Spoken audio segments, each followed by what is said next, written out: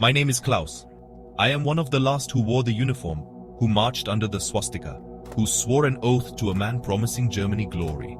I was once young, hopeful, believing in honor and duty. Now, I see only the shadow of that boy, his certainty lost on the Eastern Front. I do not ask for forgiveness or pity. I only wish to tell my story. For young people, history is a story of evil and victory. For us, it was confusion, misplaced faith, and ordinary men in extraordinary times. We were swept away by propaganda, blind to the bad things ahead.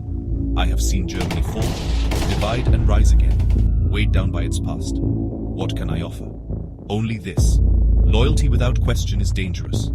Duty without a good conscience leads to terrible acts. The echoes of a single promise, made when young, can stay with a man for his whole life. Listen and remember. I was born after the Great War, in a Germany broken by defeat and hunger. My father, a quiet, hurt veteran, never spoke of the trenches. In school, we learned we'd been betrayed. We really wanted pride. We wanted hope. Then Hitler came. His words lit up our sadness, gave us people to blame, promised a new beginning. For a young man, his vision was exciting. Joining the army felt right. A chance to get back lost honor. I remember swearing the oath in 1938. The sun shining, uniforms neat. Unconditional obedience to Adolf Hitler. The words felt powerful, right? I was no longer just Klaus. I belonged to something huge. I did not realize I was giving up my conscience. I was young, full of faith. It was my proudest day. And the start of my biggest regret. That oath would shape and stay with everything that followed. I believed I was serving Germany. In truth, I was tying myself to a single man, and I would pay for that mistake all my life. At first, it felt like Victory Austria, the Sudetenland Poland. We were called heroes, the Wehrmacht unstoppable. The Führer was a legendary figure, a voice on the radio, a face on a poster. On the ground, reality was mud, fear, and orders from above. We were trained to obey, not to ask questions. Propaganda was everywhere, newspapers, songs, letters from home. We believed we were defending Germany, fighting evil. It shaped how we saw things, gave us a purpose even as the war grew darker. The oath echoed unconditional obedience. It took away our need to make moral choices. We trusted the chain of command, believing our leaders were responsible. But that structure allowed ordinary men to do terrible things. We were small parts in a huge machine, our lives sworn to the man who ran it. The idea of heroism made us blind to the horror we allowed. And by the time we saw the truth, it was too late. The invasion of the Soviet Union broke all our ideas. The Russian planes swallowed us. Super hot summers, freezing winters, endless death. We were not ready, our confidence broken. The fighting was brutal, kindness disappeared. We saw and did things that still bother me. Villages burned, people who fought back were hanged, regular people were terrified. The line between soldier and killer became blurry.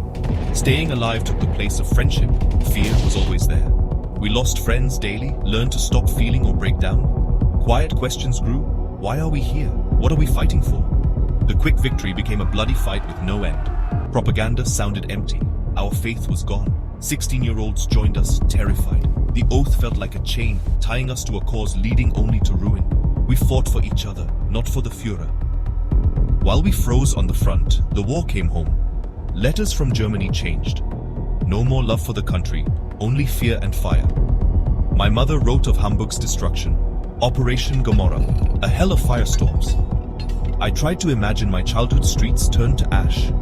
In battle, the enemy was clear. At home, death fell from the sky.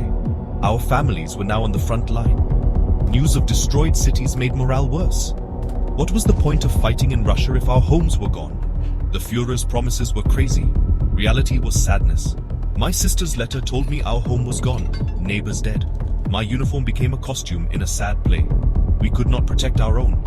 Tied by our oath, we watched Germany fall into a very bad place. By 1944, defeat was sure. The Allies closed in from all sides. Our army was boys and old men. Orders remained, keep fighting, no going back. It was crazy. My oath demanded obedience, but my conscience said no. To fight meant more death for nothing. Some held on to hope. Most, like me, felt only emptiness. I gave up when surrounded, out of food and bullets. Our officer, once a hero, simply said, "It is over." We destroyed our weapons and walked out, hands raised. I felt relief, not dishonor. The heavy feeling finally lifted.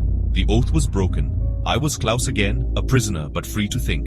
The 1,000-year Reich lasted 12 years, leaving only ruin. And the cost was millions of lives, and my soul. In the POW camp we learned the truth. Auschwitz, Bergen-Belsen, the terrible crimes, the shame was complete, making every memory bad. My oath, my honor, my duty, all helped that horror. We saw things, heard rumors, chose not to look too closely. We told ourselves we were just soldiers, but we allowed it all. Our obedience built the death camps. I returned to Hamburg in 1947, a city of ghosts, my old neighborhood in ruins. The Germany I fought for was gone, so was my pride. I never spoke of the war, not to my family. How could I explain? Silence became my friend for decades. Now, as one of the last, I offer my story as a warning. Never give up your conscience to a leader or a flag. Good intentions can be twisted to serve evil. I have lived in the shadow of that promise, haunted by ghosts, hoping you will remember.